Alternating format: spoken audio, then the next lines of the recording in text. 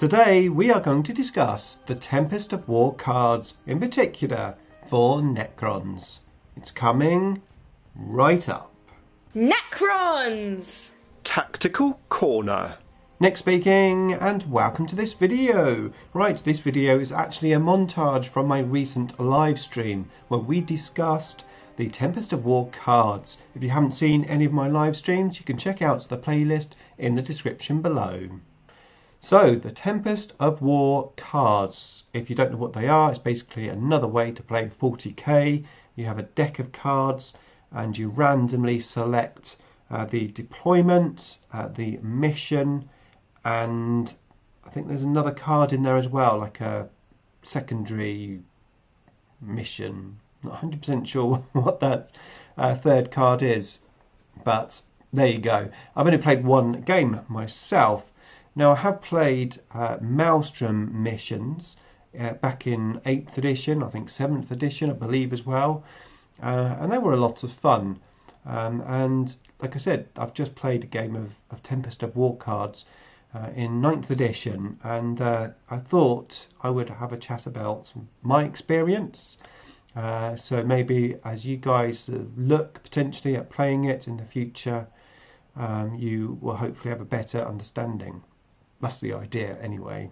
But I need a drink, my voice is going. It's a speciality mission rule, like sticky objectives or warp storm. Yeah, that's right. It's basically just like an extra thing for the mission, something different for the mission, isn't it?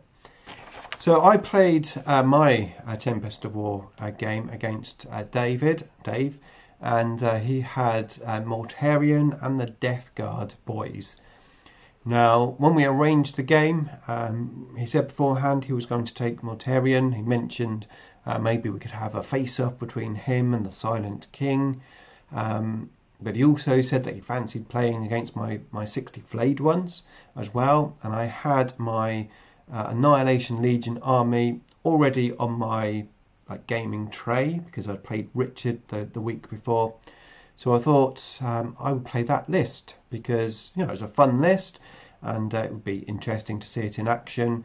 And the good thing about playing Tempest of War is it becomes very random. So in some ways, the lists aren't quite so important as playing sort of a matched play game. So it almost took the pressure off me that, yeah, Mortarion's going to be there, and I haven't actually got that much to take Mortarion out. But the fact that it was all random and we had random objectives, I thought sort of compensated for that anyway. So that's why I played my particular list, even though I was up against quite a nasty Death Guard army. Although I don't think it was super competitive. I think it was just Death Guard in general. They're quite hard to kill. So obviously we've got a random sort of mission selection, but not only that, you've got random secondary objectives.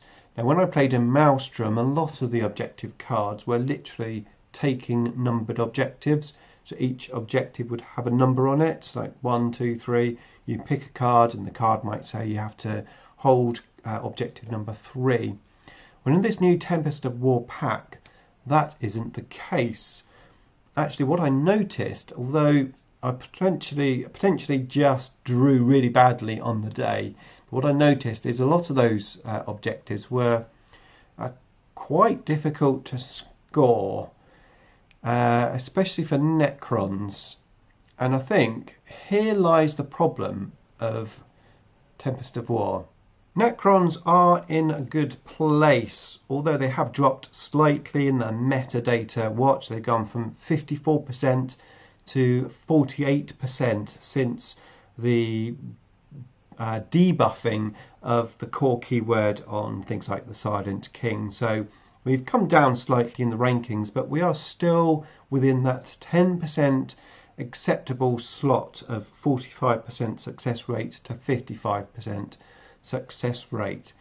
And well, the reason for that is not because our codex is really good. Our codex was the first codex to come out, and the codex has suffered with codex creep quite a lot. Each new book that's come out has been better and better, and the Necrons have they've struggled to keep up for quite some time.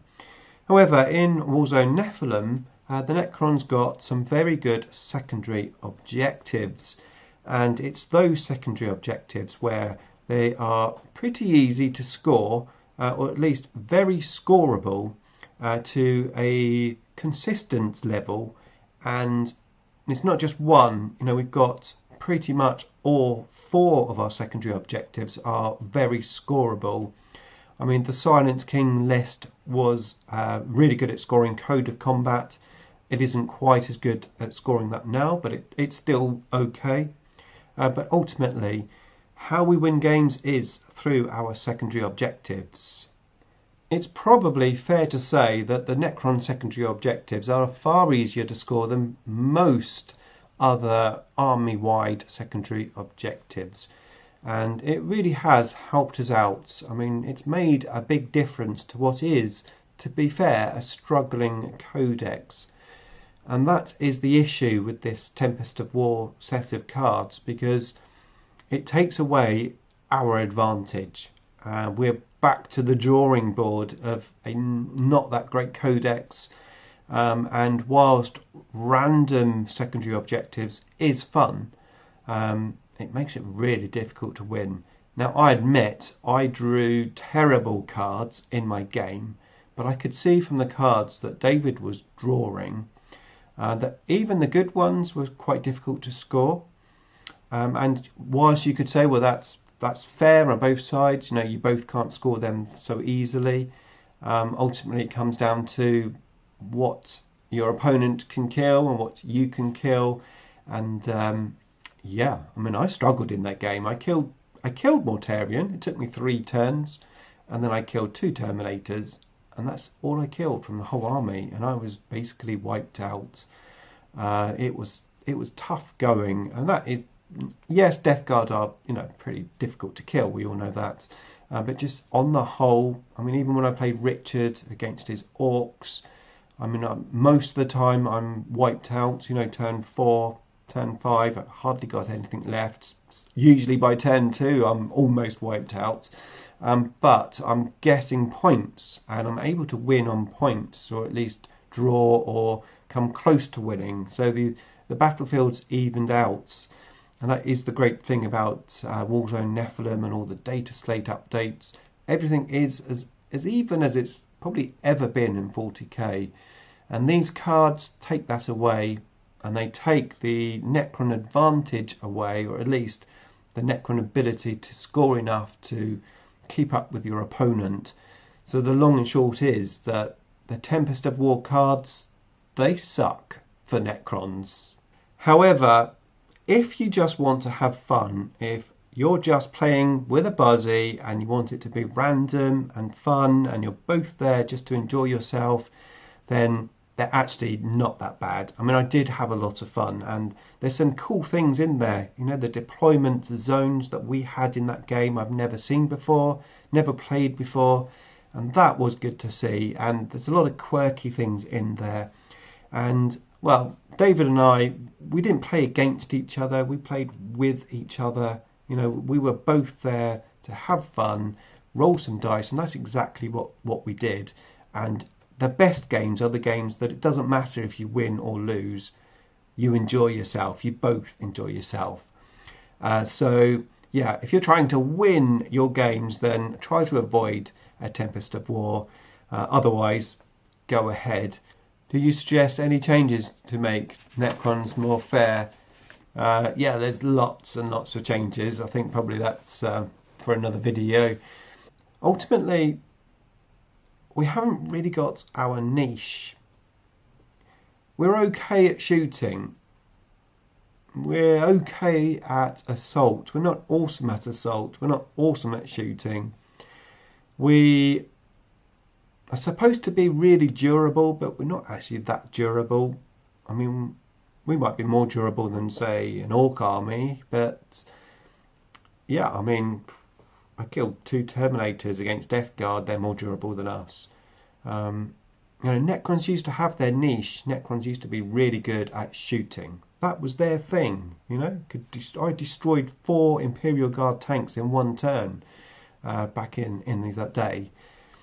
These days our shooting is just not up to standard. Our assault is, yeah, it's good, but it's not like devastating. I think that's the thing, sort of, we just don't really have our niche. Obviously, rules-wise, I mean, there's so many things that you could do. I think the RP needs a lot of work. I think that's one of the key things, the RP. The all-game protocols really helps, you know, how they've changed the command protocols. I think that's good change. There's so much. There's so much.